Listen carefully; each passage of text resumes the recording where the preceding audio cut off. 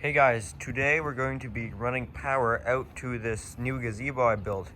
If you hadn't seen it, I made a video on building this gazebo and it's time to get power out to it. But we're not only going to be getting power to the gazebo, we're also going to be getting it to my tower that I've built, and we're going to be pulling fire alarm out to the tower too, because right now it's all overhead, which it worked temporarily, which it was only supposed to be temporarily. It's not a great setup.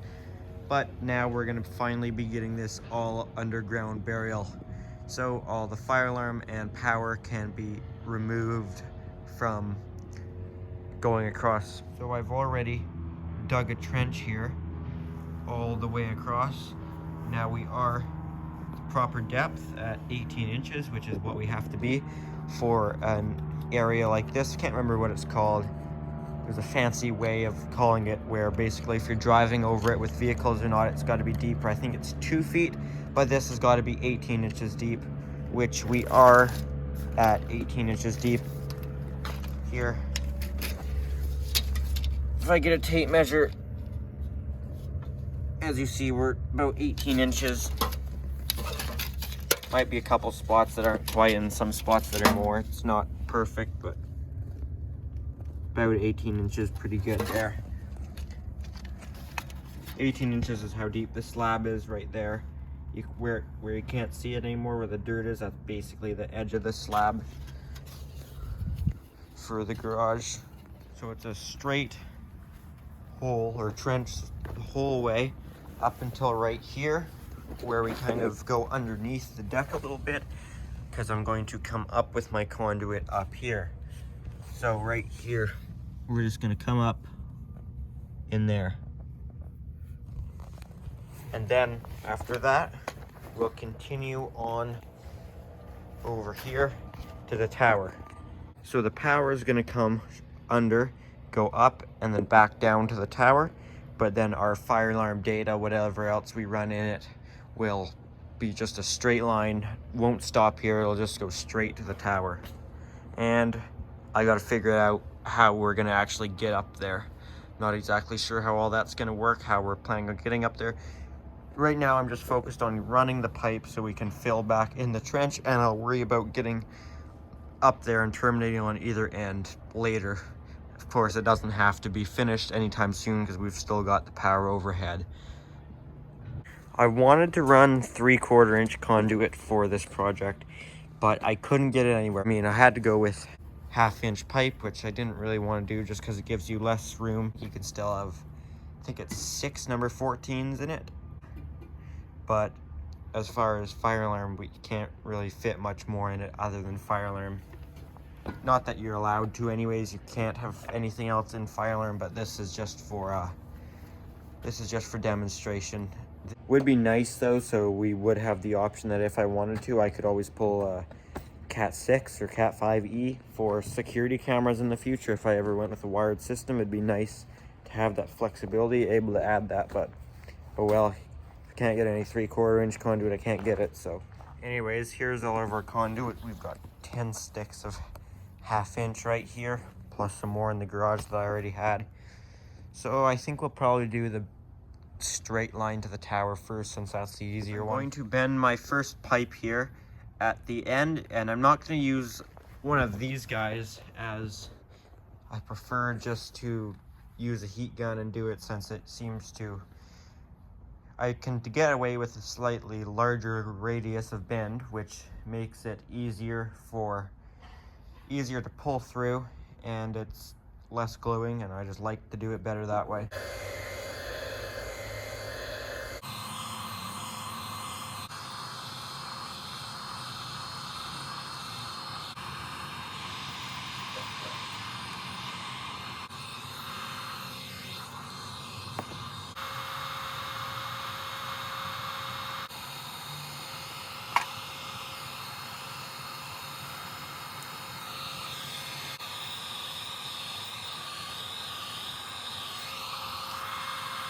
Here is my bend here. As you see, it's not quite as sharp as one of the bends that you can buy, so it will make pulling a little bit easier. It's still pretty sharp. I didn't have to go that sharp. I suppose I could have gone a little bit less, but there also won't be the connection there where the two pieces join together, so that will make it easier. No kinks, which is important, so there we go. I'm going to join these two together, the one I just bent and another full stick. So you can't just shove them together, you gotta use the PVC glue.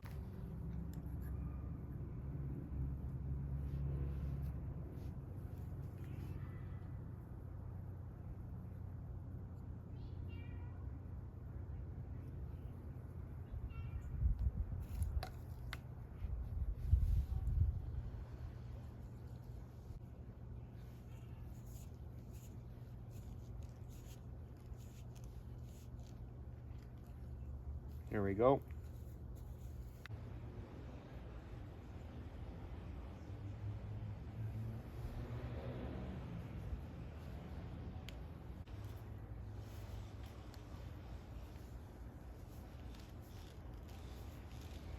Just bent my own 90 again at the end of this one. That will go up towards the tower here, so this one should fit in place from that guy over up to the tower.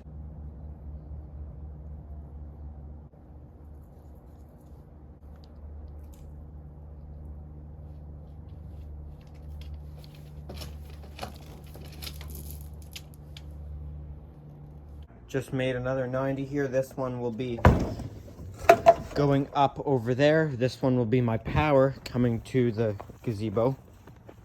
So this guy can sit in here like that. I'll probably cut both these down since they're taller than they need to be, but I'll glue this one up to another one. And then it'll probably be just one full one and then another one with a bend in it.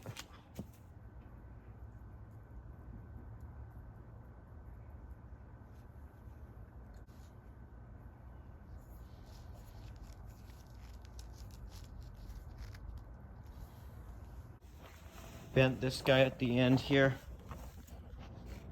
so that we'll be able to go under and then hopefully come up on this side or this side here. We'll see which one will work. I'm thinking maybe this side I can go down on either side of the joist probably. We'll see about that later.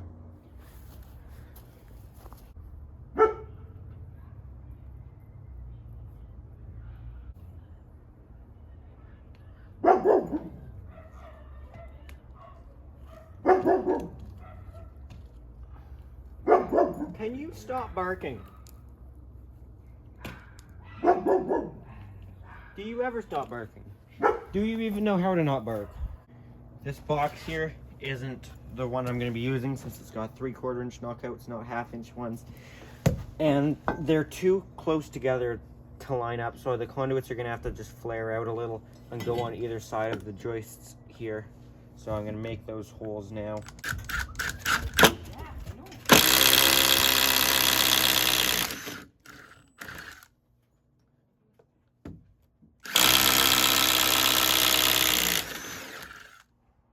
Bent this guy here, so this should go through.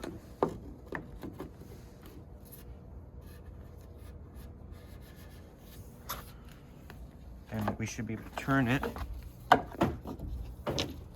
Should be around there somewhere. That looks like we just gotta turn it that way more. And there it is.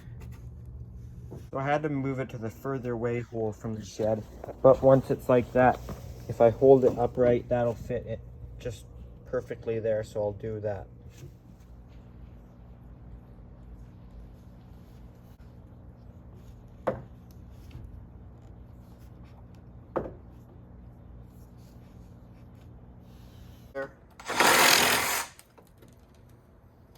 Got this double bend thing here, which seems good and all, but now I gotta try and actually fit it through there, so that's what I gotta try and do now. It was a big pain, but I've got it in.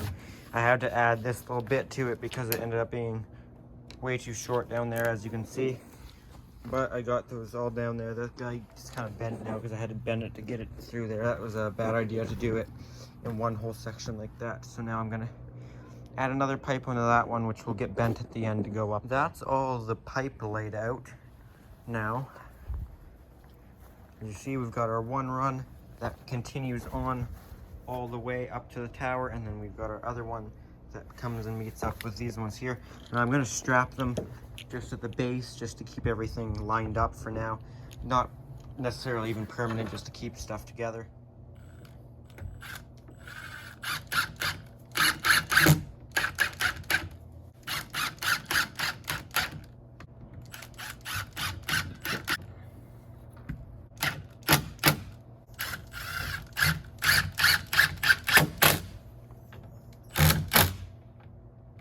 I've just strapped our pipes over here. They're kind of temporarily. I want to get some shallow. Actually, I could probably get away with the full depth unistrut and put it right there. Now, this definitely isn't too pretty under here, but it'll work. It's fine.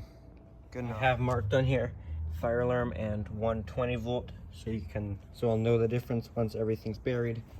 Save me from having to run a fish tape. Straighten these guys out a little bit better. I actually made them bend in, not just get force bent. I bent them with the heat gun. So the plan is here, and where we're going to continue now that the conduit's in the ground, is we're going to have a box here, and then just one piece of EMT going up to a receptacle that will be switched off of a light switch. And we're going to have 2 junction boxes down there where we're going to switch to EMT up the tower. And over here on the shed side, we're going to have 2 boxes right here, probably at a lower level, or maybe I might just line them up with that white receptacle so everything's lined up right. And then one of them, the power, but we do need to bury this, and I didn't want to spend the money on the burial tape. I know I'm supposed to get the electric burial lines tape, but I'm just going to put some normal caution tape down over top of them. I'll probably do 2 layers, one right at the conduit and one not quite down there. I'm not sure what the rule is for how it's supposed to be, or if there's a rule, but let's fill this in a little bit.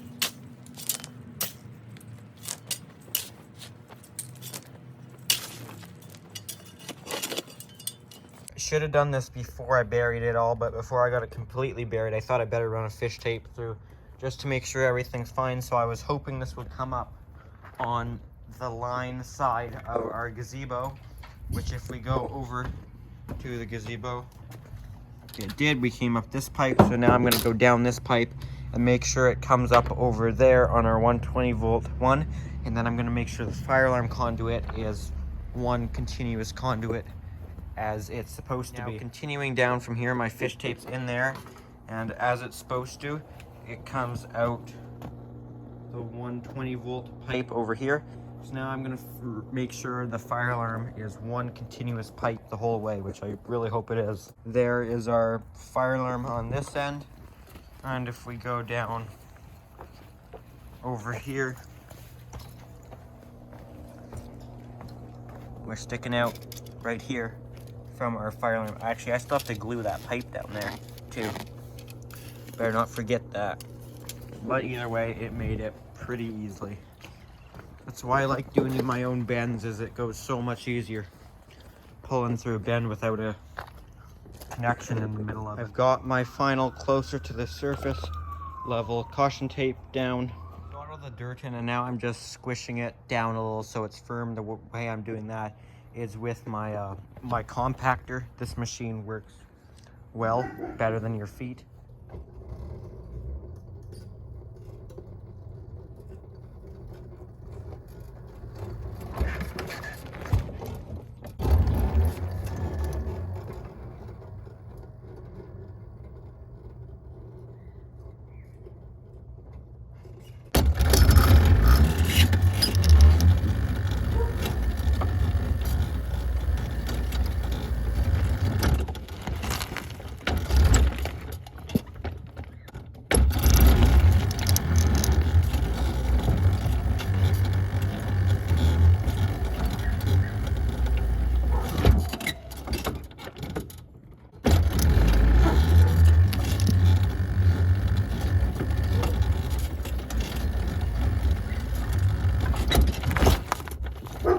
All right, this is filled in enough now that I feel that I can continue on. Now we're gonna start doing boxes and finishing our pipe and chopping it down. Last thing we do will be pull wire and terminate devices, but for now we can start doing boxes. First we're gonna do this here. Now down low we're gonna have a receptacle and a switch, and then we're gonna have EMT conduit going up to a switched receptacle, which will be done off that switch. Now one of the outlets will be on all the time, and one will only be on when that switch is on, which will be the ones for our lights. Both right here.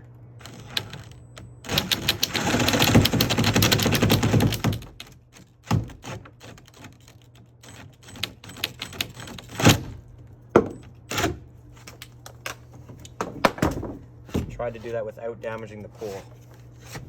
So now here's our box, which unfortunately I couldn't get a box that had 1/2-inch knockouts. These are for 3/4 inch threaded knockouts. So I have some reducer rings, which you'll see in a bit, because I needed two on this end to both sit on it and to both go onto these conduits, but I could only get a 1/2-inch with one in the middle. So I had to go with this guy, but either way, we can open up our box and prepare it.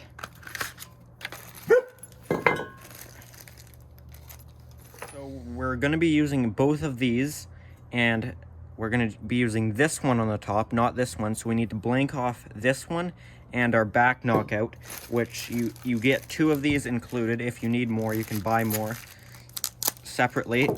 These just thread in to the knockout holes. Thread this guy in. Then take a flat blade and get that. And I'm also not going to be using this guy.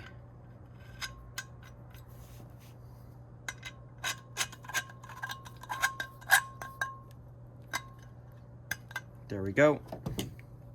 Now to secure this, you could knock out these holes in the box, but I feel like it makes it a little bit less waterproof, and when I know this is going to be getting rained on, I'm going to use these tabs that go on like this. I'll be using these tabs that go on like this right there.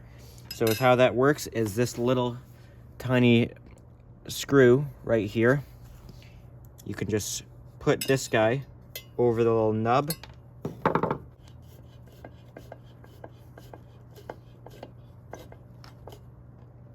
And thread that guy on in. There we go. Unfortunately, I actually dropped one of these things just through the deck, but I had a spare one. But you guys didn't see that, so we can pretend it didn't happen. So these guys, these threaded connectors, will go on to the pipe there and have to go into the box. But as I said, that's not going to thread in because it's a 3/4 inch hole. So what we need to do is use one of these reducers. This takes a 3/4 inch threaded hole and turns it into a 1/2 inch. Is this side's got the rounded off one. That side is what goes down. Thread on in. Now my fingers can't get it any tighter there, but once we thread the 1/2 inch in, it'll get tighter. Ideally, we could just have a box that was perfect, but we can't get one here. Once we thread in our plastic guy here, that should get it tighter. So as you can see, now that it's reduced it, this guy will thread right on in. Same with this guy here. They're not going to thread all the way in as the threads go a little bit too long, but now we should be able to tighten these guys along with the metal guy. All right, that's as tight as these guys are gonna get. So that should line up good, which as you can see, it does line up pretty good there. I'm going to back off these screws a little bit. The glue here, and we're gonna glue those guys up.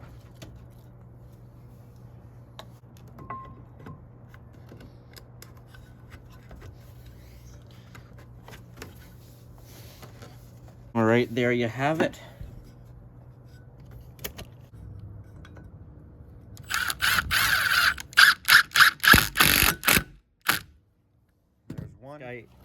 And this guy isn't lined up exactly beautiful here, but it's gonna work for us just fine.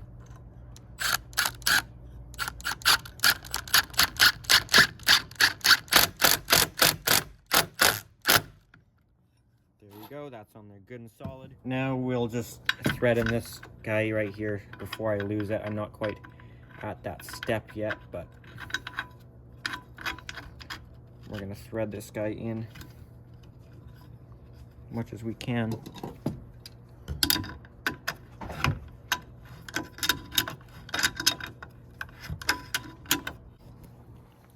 Here's what one looks like for EMT. This is a watertight connector. Now we're not going to need our lock nut as it's going in to a threaded fitting because we're not doing PVC. I don't like the look of PVC exposed underground. Of course, you got to use it. You can't use EMT. It's got to be rigid or PVC. But for exposed stuff, I think the EMT looks better. I can bend it nicer and it's just thinner. For the same size as pipe, it's way thinner because it's way thinner walled. So we're going to use EMT to go up to our switch. Now, as you know, I'm not at wiring stage yet.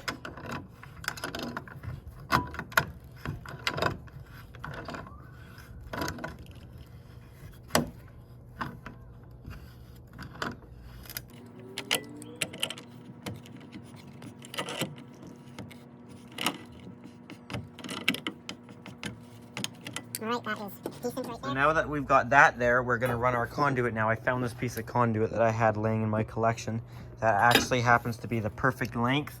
That will end our receptacle right there, which just happens to be actually perfect. So that guy will go into there, but we need to bend 2 offsets. Okay guys, sorry to jump in here at a weird time, but while editing this video, it turned out that it was going to be 15 minutes long, so I got to cut it down a little, and this was the best spot I could find to cut it in half. So this video is going to end right here, but make sure to come back for part 2 and part 3 and part 4. I believe we're going to have 4 parts to this video. This is a fairly big project. So if you did enjoy this video, make sure to give it a like by hitting the thumbs up button. If you've got any comments or questions, make sure to leave those down in the comment section down below.